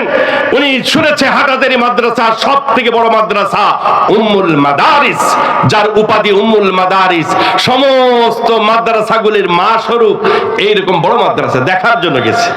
আমার মুহতারাম উস্তাদ আল্লামা কাসেম সাহেব রাহমাতুল্লাহি আলাইহি আবু দাউদ শরীফ পড়ানোর সময় ঘটনা বলেছিলেন যে মসজিদে নববীর ইমাম সাহেব আসলেন, জিজ্ঞাসা করলেন আইনা গুরফাতুল মাদিদ, প্রিন্সিপাল সাহেবের রুম কোনটা? হুজুরের রুমে মেহমানকে আমরা নিয়ে গেলাম। ওই মেহমান মসজিদে নববীর ইমাম সাহেব একবার শুধুমাত্র হুজুরের চেহারার দিকে তাকালেন, কদমটা রুমের সামনে রেখে বলছেন, ওয়াল্লাহি লাকাদ রাআইতু মাররাতান বা'দা মাররা হাদা শাইখ ইসাল্লি সালাতাল ইশা ফি মসজিদে রাসূলিল্লাহ সাল্লাল্লাহু আলাইহি সাল্লাম ফি খালফি। জোরে কোন সুবহানাল্লাহ। মসজিদে নববীর ইমাম সাহেব বললেন, আল্লাহর কসম, আল্লাহর কসম, আল্লাহর কসম করে বলি, এই বুজুর্গকে প্রত্যহ এশা নামাজ মসজিদে নববীতে আমার পিছনেই পড়তে দেখি। ও মুসলমান, বাংলার জমিন থেকে মসজিদে নববীতে যে এশার নামাজ পড়ার যোগ্যতা, এটা আল্লাহ তাআলা কোন ব্যক্তিকে দিতে পারে কিনা? জোরে বলুন, পারে? এক দুইটা না, হাজারো এই জাত কারামাতুল আউলিয়ায়ে হকের উপরে ঘটনা আছে। আমি ওই ঘটনার দিকে যাব না। আল্লামা রশিদ আহমদ গাঙ্গুহি রাহমাতুল্লাহি আলাইহি এবার বললেন, তোমরা যার কাছে যে পানি আছে একটু পানিটা তোমরা একটু শুকে দেখো, পানি যেটা ধারণ করে রেখেছে একটু নাকের কাছে নিয়ে দেখো। আমার বন্ধুগণ, ব্রাহ্মণীর পানি নাকের কাছে নেওয়ার সাথে সাথে সকলে নাকে রুমাল দিচ্ছে, একবারে টাটকা পায়খানার গন্ধ আসতেছে। জোরে কম নাউজুবিল্লাহ। একবারে নাপাক, দুর্গন্ধে মানুষ টিকতে পারতেছে না। এমন একটা অবস্থায় আল্লামা রশিদ আহমদ গাঙ্গুহির ওই পানিটা নাকের কাছে নেওয়ার সাথে সাথে দেখে ওই পানি দিয়ে মিষ্কু আম্বরের ঘ্রাণ বাইর হচ্ছে। আল্লাহু আকবার। জনগণের বুঝতে বাকি নাই। আল্লামা রশিদ আহমদ গাঙ্গুহি বললেন, ও আল্লাহর বান্দারা, আমি কোরআন হাদিসের উপরে মুজাহাদা করেছি, মেহনত করেছি, এরই বরকতে আল্লাহ এ যোগ্যতা দান করেছে। আমার বন্ধুগণ, এই কথা শোনার সাথে সাথে ওই ময়দানে হাজার হাজার হিন্দু ওই দিন পড়েছিল লা ইলাহা ইল্লাল্লাহু মুহাম্মাদুর রাসূলুল্লাহ। আমার বন্ধুগণ, আল্লাহর ওলি হওয়ার জন্য, আল্লাহর ওলি হওয়ার জন্য অনেক মুজাহাদার প্রয়োজন আছে, অনেক বাধা বিঘ্নতা জীবনে আসবে। ও মুসলমান, জেল খাটা লাগবে, নির্যাতন হবে, আয়না ঘরেও যাওয়া লাগবে। এদেশে ইসলামী হুকুমত যদি কায়েম হয় তবে বুঝতে হবে কোন কোন ব্যক্তির লাশও হয়তো ঝরতে পারে। রক্তের বন্যা বাংলার জমিনেও, আবারও আফগানিস্তানের মতো রক্তের বন্যাও বয়ে যাওয়ার সম্ভাবনা আছে। কি বলেন, ঠিক কিনা? তবে মনে করতে হবে আল্লাহর জমিনে আমাদের সমস্ত শরীরে রক্ত দিয়ে হলেও আল্লাহর জমিনে ইসলামী হুকুমত কায়েম হবে ইনশাআল্লাহ। যদি নাকি সমস্ত উলামায়ে কেরাম, মুসলিম সমস্ত তাওহীদি জনতা এই মর্মে ডাক ছাড়ে, হুঙ্কার দেয়, তবে এখনো পর্যন্ত জাতি চাকিয়ে আছে উলামায়ে কেরাম কবে ময়দানে নামবে। কি বলেন, ঠিক কিনা? আমার বন্ধুগণ, আমার বাবাজিরা, ইসলামের জন্য অনেক রক্ত ঝরাতে হয়েছে। আল্লাহু আকবার। ইসলামের জন্য, দ্বীনের জন্য আগুন অগ্নিকুণ্ডিতে থাকতে হয়েছে। সাইয়েদুনা ইব্রাহিম আলাইহিস সালাতু ওয়াস সালাম রাষ্ট্রীয় ক্ষমতার বিরুদ্ধে যখন, নমরুদের বিরুদ্ধে যখন বক্তব্য রেখেছিল, হযরত ইব্রাহিম আলাইহিস সালাতু ওয়াস সালামকে নমরুদ কিন্তু পোলাও, বিরিয়ানি, জর্দা কুরমা দিয়ে আদর করে নাই। তার জন্য অগ্নিকুণ্ডি তৈরি করেছে। ইব্রাহিম আলাইহিস সালাতু ওয়াস সালামকে অগ্নিকুণ্ডিতে নিক্ষেপ করার জন্য সাইয়েদুনা ইব্রাহিম আলাইহিস সালাতু ওয়াস সালামের পোশাকটা খুলে ফেলেছে, বস্ত্রহীন করেছে। ইব্রাহিম আলাইহিস সালাতু ওয়াস সালামকে নমরুদ বলল, ওগো ইব্রাহিম, এখনো সময় আছে, তোমার যে দাওয়াত বন্ধ করো, আমার দাওয়াত গ্রহণ করে নাও, আমাকে সমর্থন জানাও, নতুবা অগ্নিকুণ্ডে তোমাকে নিক্ষেপ করা হবে, এর মধ্যে কোনো সন্দেহ নাই। আল্লাহ রাব্বুল আলামিন ফেরেশতা পাঠালেন, পাহাড় পর্বতের ফেরেশতাগুলি এসে ইব্রাহিম আলাইহিস সালাতু ওয়াস সালামের কাছে জানালেন, ও আল্লাহর দোস্ত ইব্রাহিম, আমরা পাহাড়ের ফেরেশতা এসেছি, একটু সাহায্য যদি গ্রহণ করতে চান আমরা আপনাকে সাহায্য করব, অগ্নিকুণ্ডে দিয়ে নমরুদ বাহিনীকে জ্বালায় পোড়ায় সারকার করব, আপনার যারা পরিমাণ ক্ষতি হবে না। ইব্রাহিম আলাইহিস সালাতু ওয়াস সালাম বললেন, ও আল্লাহর ফেরেশতারা শুনে নাও, ওই মহান রব্বুল আলামিন, আমি অগ্নিকুণ্ডে নিক্ষেপ হওয়ার পরে আমার মালিক যদি আমার প্রতি রাজি থাকে, খুশি থাকে, তবে আমার কোনো চিন্তা নাই, আগুনের মধ্যে আমি ঝাঁপ দিতে রাজি আছি। অগ্নিকুণ্ডিতে হযরত ইব্রাহিম আলাইহিস সালাতু ওয়াস সালামকে আল্লাহ তাআলা ইরশাদ করেন, নমরুদ যখন নাকি অগ্নিকুণ্ডিতে নিক্ষেপ করলো, আল্লাহ আগুনকে নির্দেশ দিলেন, ওয়াইদ কুলনা ইয়া নারু কুনি বারদাও ওয়া সালামা। আল্লাহ তাআলা আগুনকে নির্দেশ দিলেন, কুলনা ইয়া নারু কুনি বারদাও ওয়া সালামা, আগুনকে নির্দেশ দিলেন, ও আগুন, আমার দোস্ত ইব্রাহিমের জন্য তুমি শান্তিদায়ক ঠান্ডায় পরিণত হও। আল্লাহ যদি শুধু বারদান বলতেন, এমন ঠান্ডা হতো, ইব্রাহিমে খলিলুল্লাহ ঠান্ডার কারণে কষ্ট পেতেন। আল্লাহ তাআলা সাথে সাথে সালামান শব্দ জুড়ে দিয়েছেন, কুনি বারদা ওয়া সালামা, ও আগুন, আমার দোস্ত ইব্রাহিমের জন্য তুমি শান্তিদায়ক ঠান্ডায় পরিণত হও। আগুন মানুষকে জ্বালাতে পারে, জোরে বলুন, পারে? ও মুসলমান, আবু আতিশ খাকো বাদু বান্দান বামন তুমুর দাবা হাক জিন্দান। আর আগুন, বাতাস, পানি, মাটি, এগুলি সব কিন্তু আল্লাহর র‍্যাব বাহিনী, এগুলি সব একজন সত্তার কথা শুনে, তিনি হলেন মহান আল্লাহ। এজন্য বলবো দিনের উপরে চলতে গেলে অনেক বাধা আসবে, অনেক রকম মুসিবত আসবে। একজন বুজুর্গর নাম আল্লামা আবুল হাসান খেরকানি রাহমাতুল্লাহি আলাইহি।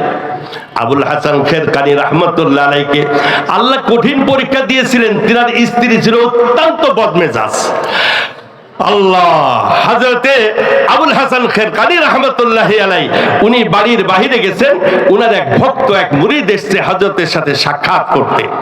বাড়ির বাইরে থেকে সালাম দিচ্ছেন, আসসালামু আলাইকুম ওয়া রাহমাতুল্লাহ।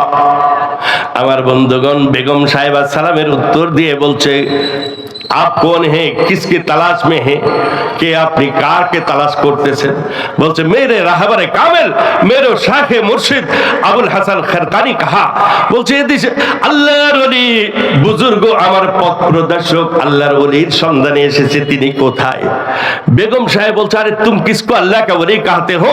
उस जैसी नादान और नालायक और कमबख्त और बदमिजाज आसमान के नीचे जमीन के ऊपर मुझे दूसरा कोई नजर में नहीं आता। বলছে, কারে আল্লাহর ওলি বলো মিয়া? ওর মতো আসল ফাসিক ফুজ্জার, ওর মতো বদমাইশ লোক আল্লাহর জমিনে আমি দ্বিতীয় আর একজন দেখি না। তুমি তো বলতেছো আল্লাহর ওলি। এমন কথা যদি কোনো পীর সাহেবের ব্যাপারে বলে, মুরিদের তো মেজাজ খারাপ হওয়াটা স্বাভাবিক। চরমোনা পীর সাহেবের দরবারে কোনো ব্যক্তি গেছে যে চরমোনা পীর সাহেবের তালাশ করতেছে, আরেকজন বলল, মিয়া কারে তুমি এত শ্রদ্ধা করতেছো? উনি তো আল্লাহ মাফ করুক কোন একটা অশালীন কথা বললো। আল্লাহর ওলির সাথে অশালীন বললে তো মুহূর্তের মধ্যে তার শায়েস্তা না করা পর্যন্ত মুরিদের মনের রাগই থামবে না। কি বলেন, ঠিক কিনা? আল্লাহর বান্দা মুহূর্তের মধ্যে ক্ষিপ্ত হয়ে তরবারিটা হাতে উঁচু করেছে। আরেকজন ব্যক্তি তিনি বলছে, কাকে আপনি শায়েস্তা করতে যাচ্ছেন? চেনেন আপনি? ইনি তো হযরতের প্রিয়তমা স্ত্রী, যিনি আপনাকে এতক্ষণ বক্তব্য দিলেন, উনি হযরতের স্ত্রী আহলিয়া। আমার বন্ধুগণ, মুরিদের অন্তরে বড় পেরেশান। আরে এত বড় জবরদস্ত আল্লাহর ওলি, এই ওলিটারে আল্লাহর বুজুর্গটারে আল্লাহ এই জাতীয় বদমেজাজ স্ত্রী কেন দান করলো? আমার বন্ধুগণ, এই পেরেশানি নিয়ে লোকদেরকে জিজ্ঞাসা করলেন, মেরে রাহবারে কামেল, মেরে মুর্শিদ আল্লামা আবুল হাসান খেরকানি কাহা? বললেন, আল্লাহর ওলি বুজুর্গ তিনি এখন কোথায়? তাকে কোথায় গেলে পাবো? লোকেরা বললেন, যান, এখন বুঝি তিনি কাষ্ঠ সংগ্রহ করার জন্য পাহাড়ে গেছে। আল্লাহর ওলি গরিব ছিলেন, কাঠ বিক্রয় করতেন, জঙ্গল থেকে কাঠ নিয়ে এসে বাজারে বিক্রয় করতেন। বললেন, যান, আপনি জঙ্গলের দিকে যে একটু দেখেন, আল্লাহর ওলি হয়তোবা কাষ্ঠ সংগ্রহের কাজে লিপ্ত আছেন। আমার বন্ধুগণ, আস্তে আস্তে জঙ্গলের দিকে গেলেন, যে দেখে একজন ব্যক্তি সিংহের উপরে সওয়ার হয়ে, সিংহের উপরে বিশাল বড় একটা বোঝা চাপায়ে বড় একটা সিংহের উপরে সওয়ার হয়ে আসতেছে। আল্লাহু আকবার। তাকায়ে দেখে উনি অন্য কেউ না, এ যুগের আল্লাহর ওলি আল্লামা আবুল হাসান খেরকানি রাহমাতুল্লাহি আলাইহি। মুরিদের মনে পেরেশান, হারে এত বড় জবরদস্ত আল্লাহর ওলি, তার বেগম সাহেবা কেন 3 নম্বরে আল্লাহ দান করলো? এ তো 2 নম্বরের কাতারেও পড়ে না, ও তো 3 নম্বরের, এর মধ্যে কোনো সন্দেহ নাই। এই জাতীয় হযরতের সাথে খারাপ আচরণ করলো, আর আল্লাহ তাকে এত বড় বুজুর্গ বানিয়েছে। আমার বন্ধুগণ, আল্লাহর ওলি আবুল হাসান খেরকানি রাহমাতুল্লাহি আলাইহি চেহারা দিকে বুঝতে পেরেছেন, মনে তার খটকা বলতেছেন, গরনা সাবরাম মি কশিদে বারজান, গরনা সাবরাম মি কশিদে বারজান, কাই কশিদে শেরে নরবে গারমান, কাই কশিদে শেরে নরবে গারমান। ও আল্লাহর বান্দা, তুমি যার কথাই অন্তরে তোমার ব্যথিত, তোমার চেহারাটা মলিন দেখতেছি, যার কথা শুনে তুমি পেরেশান হয়েছো, ওটা তো আমার জন্য বড় একটা নিয়ামত, ওটা আমার রত্ন। তার কথা শুনে শুনে আমি যে ধৈর্য ধারণ করি, এই যে ধৈর্য গুণটা অবলম্বন করে থাকি, এই কারণে আজকে বনের হিংস্র প্রাণীটাকে আল্লাহ আমার খাদেমে পরিণত করেছে। আল্লাহু আকবার। ও মুসলমান, বেগম সাহেবের কথায় রাগ হবেন না। অনেক সময় উল্টা পাল্টা কথাও বলে। ও মুসলমান, হাকিমুল উম্মত আশরাফ আলী থানভীর দরবারে একজন মুরিদ যে বলছে, হযরত মাই তো বহুত মুশকিল মে হো। বলছে হুজুর বড় মুসিবতে আছে। বলতে কি মুসিবত? বলছে হুজুর ঘরে ঢোকার কায়দা নেই, ঢোকার সাথে সাথেই 1 বছর 2 বছর বহু বছর শুরু হয়ে যায়, কথা বলার কায়দা নেই, মুহূর্তের মধ্যে গালি গুলা দিয়ে একবার শেষ করে। এতক্ষণ ছেলে কই কি করেছো? অফিসে এতক্ষণ সময় লাগে? হ্যাঁ, কতজন অফিস করে? তোমার অফিস বুঝি শেষ হয় না? তুমি আসো রাত 12টায়। কোন জায়গায় গেছিলে? কোন মহিলার সাথে? হুজুর বড় বিপদে আছে, একটু ওজিফা যদি বাতলাই দিতেন। আল্লাহ, দেখেন আল্লাহর ওলিরা কাহাকে বলে। হাকিমুল উম্মত আশরাফ আলী থানভী রাহমাতুল্লাহ আলাইহি, ও আল্লাহর বান্দি, যে সমস্ত মা বোনেরা আজকের তাফসীরুল কোরআন মাহফিলে এসেছি, একটা ওয়াজ আজকের মজলিস থেকে নিয়ে যাব। আমি যদি আল্লাহর ওলিতে পরিণত হতে চাই, আল্লাহর প্রিয় বান্দিতে পরিণত হতে চাই, একটা হাদিস আপনাদেরকে শোনাই। আল্লাহর নবী বলেন, আইয়ুমা ইমরাতিন মাতাত ওয়া যাওজুহা আনহা রাজিন দাখালাতিল জান্নাহ। আল্লাহর নবী, আল্লাহর পয়গম্বর ইরশাদ করেন, যে মহিলা স্বামীর সাথে ভালো আচরণ করেছে, স্বামীকে খুশি রেখে জীবন যাপন করেছে, ইন্তেকালের পরে তার স্বামী তার প্রতি রাজি খুশি আছে, আল্লাহর পয়গম্বর বলেন ওই মহিলা ইন্তেকালের সাথে সাথে আল্লাহ তাআলা জান্নাতের 8টি দরজা খুলে দেবে। আল্লাহু আকবার। আমার মায়েরা, স্বামীকে মনে করব এ যুগের বড় আল্লাহর ওলি। আপনার স্বামী হতে পারে একজন ভ্যান চালক, আপনার স্বামী হতে পারে একজন রিকশা চালক, আপনার স্বামী হতে পারে একজন লেবারের কাজ করে। ওই স্বামী তেমন কোনো বুজুর্গ না, তবে মনে করবেন আপনার স্বামী এ যুগের হাকিমুল উম্মত আশরাফ আলী থানভী, আপনার স্বামী এ যুগের খাজা মঈনুদ্দিন আজমেরী, আপনার স্বামী এ যুগের আশরাফ আলী থানভী, এত বড় বুজুর্গ। আরে নিজের স্বামীকে মনে করতে হবে ইনি হলেন আমার বড় পীর সাহেব। কি বলেন ঠিক কিনা? অনেক মহিলা আছে স্বামীর পারমিশন বিহীন পীর সাহেবের দরবারেও চলে যায়, স্বামীর পারমিশনে তোয়াক্কা করে না, কোনো পারমিশন ছাড়া পীর সাহেবের দরবারে যাওয়ার পারমিশন নাই। কি বলেন ঠিক কিনা? মহিলাদের তো পীর সাহেবের দরবারে যাওয়ার কোনো সুযোগই নাই। আমার ভাইরা, এক শ্রেণীর মুরিদান আছে, তারা আবার গাড়ি টাড়ি রিজার্ভ করে চলে যায় পীর সাহেবের দরবারে, স্বামীর তোয়াক্কা করে না। আল্লাহ হেদায়েত নসিব করুক। আমি ওই সমস্ত ভাইদেরকে বলবো, আপনারা আপনাদের স্ত্রীদেরকে নিষেধ করবেন, আপনাদের স্ত্রীকে কঠিন ভাষায় নিষেধ করবেন। ইসলামিক আদর্শ কোন কোরআন হাদিসের কোথাও এমন বর্ণনা পাবেন না। কোন সাহাবিয়া মহিলা তিনারা বাড়ি ঘর ছেড়ে চলে গেছে সবক অর্জন করার জন্য অন্য জায়গায়। আমার বন্ধুগণ, বলছিলাম যে কথা, হাকিমুল উম্মত আশরাফ আলী থানভীর দরবারে যেয়ে বলছে, হযরত মাই তো বহুত মুশকিল মে ফাঁস গিয়া। হুজুর বড় মুশকিলে আছি। যখনই বাড়িতে যায়, মুহূর্তের মধ্যে 1 বছর 2 বছর বহু বছর শুরু হয়, গালি গুলাজ করে আমারে শেষ করে দেয়। হুজুর এমন কোন ওজিফা আছে কিনা, এমন কোন দোয়া আছে কি হুজুর, সেই দোয়াটা একটু শিক্ষা দেন। বলছে হ্যাঁ বাবা, দোয়া আছে, তবে এই দোয়া স্ত্রীকে বলা যাবে না, এটা তোমার জন্য একটা সবক। তুমি যখন গেটের কাছে যাবে, মনে মনে একটা মুরাকাবা করবে, মনে মনে একটা মুরাকাবা করবে। দেখেন আবার মহিলাদেরকে বলেন না জানা, তাহলে বিপদ আছে। যদিও মা বোনেরা শুনে যাচ্ছে, এখন তো কিছু করার নেই। যাই হোক, বলছে ঘরের দরজার কাছে যে একটু মুরাকাবা করবে। কি মুরাকাবা? যে ঘরে একজন খেপা কুকুর আছে, খেপা কুকুর আছে, ওর কাজে হলো ঘেউ ঘেউ ঘেউ ঘেউ ঘেউ ঘেউ করা। দেখেন না, কিছু কুকুর আছে শুধু ঘেউ ঘেউ ঘেউ ঘেউ করতে দেয়, যত লাঠি নিয়ে দাবড়ান না কেন, ওর ঘেউ ঘেউ বন্ধ হবে না, ও ঘেউ ঘেউ করতেই থাকবে। বলছে ঘরের দরজার কাছে যে একটু চক্ষু বন্ধ করে মুরাকাবা করবে, আমার ঘরে একটা খেপা কুকুর আছে, এটা ধারণা করে ঘরে ঢুকবে। হ্যাঁ, কোনো সাউন্ড করবে না, যত যাই বলুক চুপ, একবারে বিলকুল। দেখবে আল্লাহর মেহেরবানিতে এই অবস্থা নিরসন হবে, ঘরে শান্তি ফিরে আসবে। জোরে কোন সুবহানাল্লাহ। হাকিমুল উম্মত আশরাফ আলী থানভীর সবক বলি আমার আলোচনা শেষ হবে হয়তো। তো যাই হোক, থানভী রাহমাতুল্লাহ আলাইহির মুরিদ ওই দিন গেছে আল্লাহর বান্দার ঠিক রাত 12টার পরে, যে একটু চক্ষু বন্ধ করে মুরাকাবা করেই কলিং বেল দিয়েছে। কলিং বেল দেওয়ার সাথে সাথে শুরু হয়ে গেছে মোটামুটি 1 বছর 2 বছর বহু বছর আর বাকি নাই, বক্তব্য ওখান থেকেই শুরু হয়ে গেছে। আল্লাহর বান্দা ওই দিন তো উচ্চবাচ্য করে, অন্য দিন আজকে চুপ, শুধু সুবহানাল্লাহ, আলহামদুলিল্লাহ, আল্লাহু আকবার, লা ইলাহা ইল্লাল্লাহ, লা ইলাহা ইল্লাল্লাহ। বলছি বিষয়টা কি? কোন পীর সাহেবের দরবার থেকে আসলেন আপনি? আর কথা বলেন না কেন? শুধু মুসকি মুসকি হাঁটতেছে। বলছি কি বিষয়টাকে একটু বলেন তো।